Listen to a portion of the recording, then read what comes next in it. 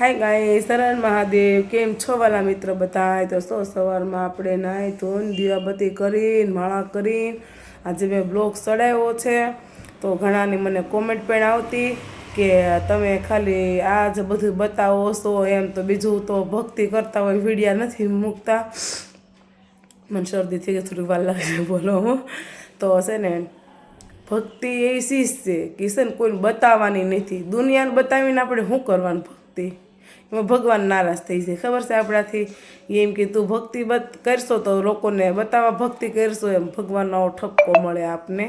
તો હું સામે ભક્તિ ફૂલ કરવી છે, કોઈને બતાવતા નથી અમે। પણ આ તો ફોન હતો અને એટલે મારે કેવું પડ્યું કે હું ડુમસ ગઈ હતી ને મારી ફ્રેન્ડ આરે। એવું નથી કે હસબન્ડ બીમાર હોય તો હું કાંઈ ન કરી શકું, મારી લાઈફ ન જીવી શકું એમ। હું મારી ફ્રેન્ડ મને ઘણા સમય પછી મને મળવા આવી હતી અને મને જબરદસ્ત મને અહીંયા ડુમસ લઈ ગઈ હતી। તો હું ગઈ હતી એની આરે કે તે થોડાક વિડીયા ઉતાર્યા હતા। તો એવું ન વિચારવાનું હોય કે ઘરવાળો બીમાર છે તો આમ ને તેમ ને, એવું મારી પણ લાઈફ છે અને મારો પણ જીવ છે।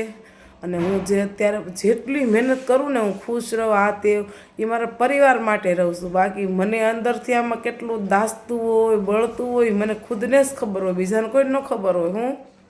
તો એ વિડીયો મારા હસબન્ડે મને કીધું કે એટલું કહે છે તને અમદાવાદથી જઈને મળવા આવી છે તો તારે જવું જોઈએ, તું જા। એ મને કે હું ઘરે સૂતો રહીશ, તું જા। એ કે અહીંયા કોઈને મૂકી દે ને તો મને સાચવશે બેન, નહીં એમ નહીં। મારે તોલું મોલું નહોતા, એને ફ્રેન્ડની ઘરે ગયા હતા। તો પછી અમે બે માણા પછી ગયા હતા એ લોકોની જોડે ગાડીમાં તે, અને અમે ડુમસ ઘણા બધા અમે વિડીયા શૂટ કર્યા। એ કે મારે તારા બ્લોગમાં આવવું છે, તો બ્લોગ બનાવી। મેં કીધું વાંધો નહીં, હાલ બ્લોગ બનાવું। મેં કીધું અમે ઘણી બધી રીલ્સ પણ ઉતારી છે ફ્રેન્ડની, અને પછી અમે સાંજે જમીનને ઉતાર્યા છે એવી ત્યાંથી। તો એવું ન હોય કે ઘરમાં કોઈ સદસ્ય બીમાર હોય તો બધાને બીમાર પડી જવું એમ, પણ જે એવું વાતાવરણ રાખવાનું કે જે દર્દી ખાટલે હોય ને એને અમુક આનંદ મળવો જોઈએ, એવું કામ કરવાનું। ભલે આ મારા ઘરનો ખાટલો હશે એની કોઈ વાત જ નથી કરતી, બધાયની વાત કરું છું કે છે ને બધાને આ રીતનું રહેવું જોઈએ। અને અમુક દર્દીને મજા આવે, એને પોઝિટિવ રહે એવું કરવાનું છે, એને આનંદ મળે એ આપને જોઈને એને હસવું આવે હોતે એમ।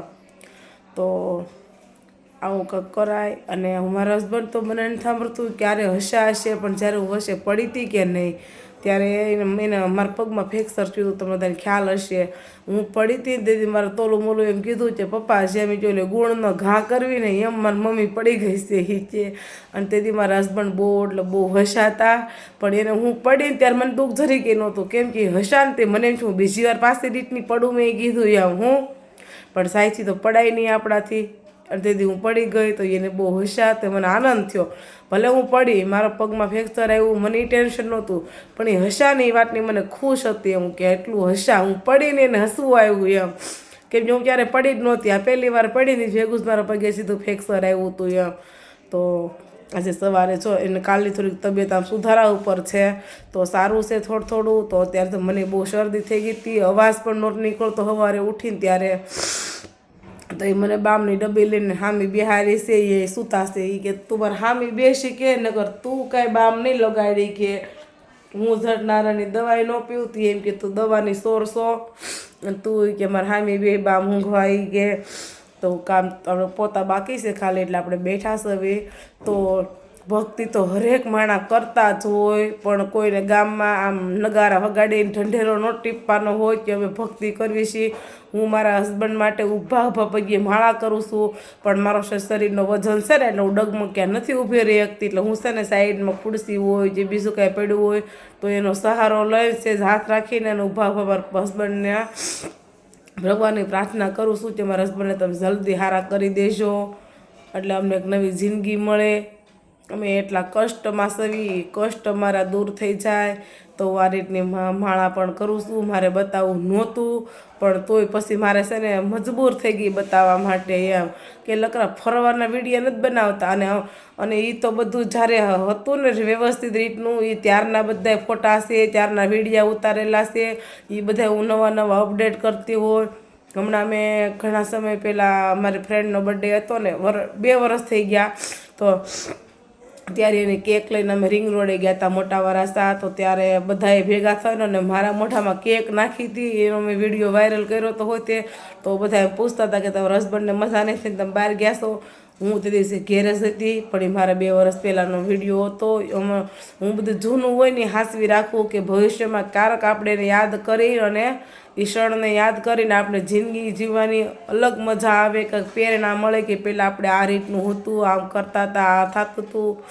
તો આપણે બધું એમાં છે ને શીખવા ને જોવા મળે. તો વિડીયો પણ મેં મૂકેલો હતો.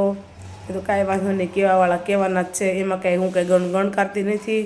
અને થેન્ક યુ સો મચ બધાને કે છે ને તમારા સપોર્ટથી મારે નાનું એવું પેમેન્ટ આવી ગયું છે ફેસબુકમાંથી.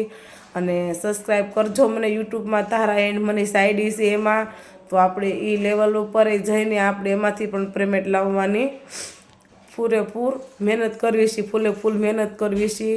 તો થેન્ક યુ સો મચ બધાને, ખૂબ ખૂબ દિલથી આભાર કે એટલો સપોર્ટ કર્યો. તો મારે પેમેન્ટ આવી ગયું છે.